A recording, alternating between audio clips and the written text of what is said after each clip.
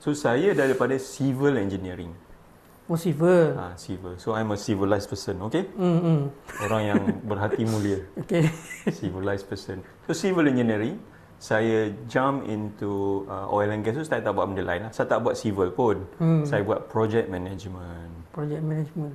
So project management ni kira kapla lah dekat projek tu. Dia akan manage the whole team. Daripada engineering, daripada mula dia buat feasibility study lah. Feasibility study ni untuk tahulah feasible ke tak projek tu nak buat.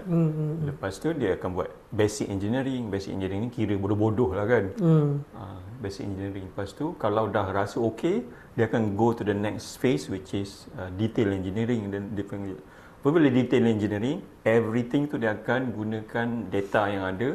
Sebab detail kan semua benda. Macam kita pasang pipe kan, pipe ni berapa panjang, material dia apa, kepala pipe dia apa, contoh. So kita boleh tahu cost dia. So finally after detail engineering, dia akan buat costing.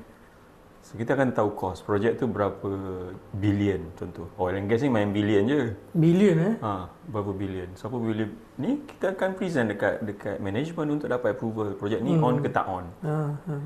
Biasalah on tak on. Tapi nama dia panggil formal name dia Final Investment Decision, FID.